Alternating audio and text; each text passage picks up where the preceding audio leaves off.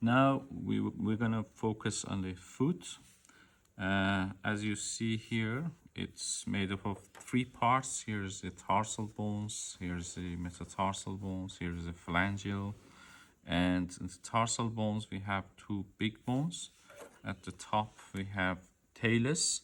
At the bottom, we have calcaneus, and calcaneus is in contact with the ground when you are walking. You see here. And here is the calcaneus, and it has a tuberosity. Here's the tuberosity of the calcaneus. This is where the calcaneus is in contact with the ground, and it has two tubercles, medial and lateral tubercles. On the medial side, calcaneus has a bony projection, which is called sustentaculum tali. Sustentaculum tali. As its name suggests, it sustains, it maintains the talus. Here is the big bone, which is called talus. It keeps or holds the talus up. Here you see sustentaculum tali. And above the calcaneus, we have talus.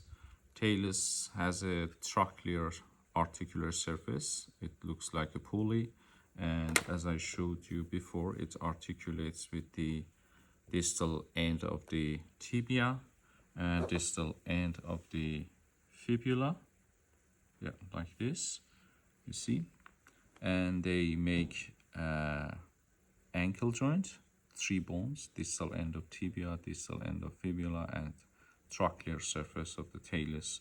These three bones contribute to forming the ankle joint. So here is the trochlea. And back to the trochlea, here is the body. It's the body of the talus. And here it narrows to form the neck, and then it enlarges to form the head. So here is the body, trochlea, neck, and head. Head articulates with this bone, which is called navicular. Here's a navicular boat shape.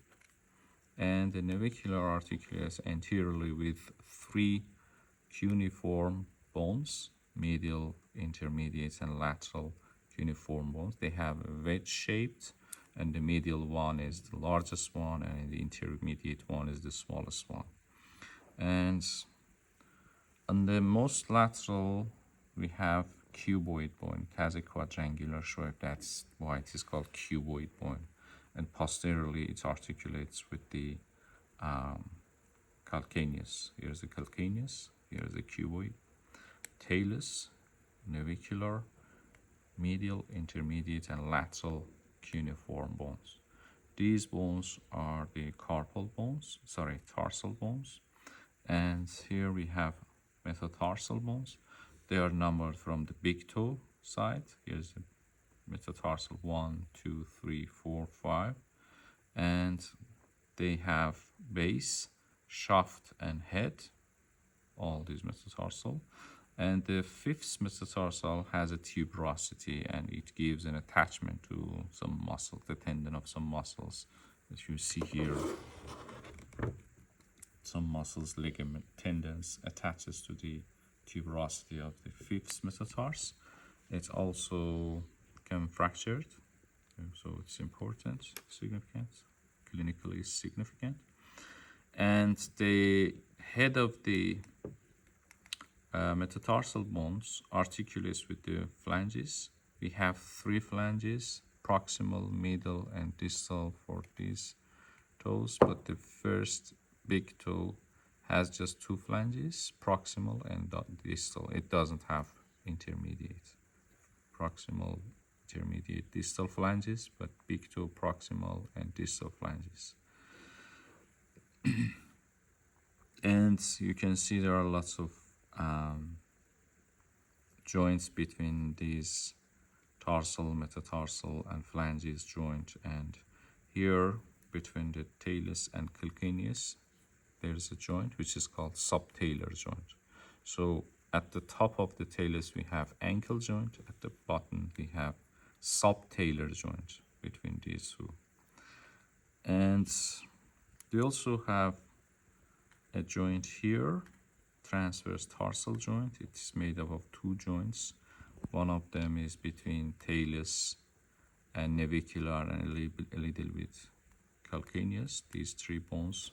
It is called TCN, talo-calcaneo-navicular joint. The other joint is between the calcaneus and cuboid, calcaneo-cuboid joint. So here is called transverse tarsal joint, which is made up of two parts. Medially TCN, talo-calcaneo-navicular, and laterally calcaneo-cuboid joint. And then we have a joint here between the tarsal bone and metatarsal bone, which is called tarsometatarsal joint. Here's the tarsometatarsal joint. And then between the head of the metatarsal bone and the proximal phalanges of the fingers, we have another joint, which is called metatarsophalangeal joints. Then we have interphalangeal joints, proximal and distal interphalangeal joints in second, third, fourth, and fifth toe. And we have just one interphalangeal joints here in big toe. And big toe is more robust because we are pushing off by using the big toe. And underneath the head of the first metatarsal, we have two sesamoid bones. They are weight-bearing bones when you are standing or walking. So two sesamoid bones underneath the head of the first metatarsal bones. Thank you.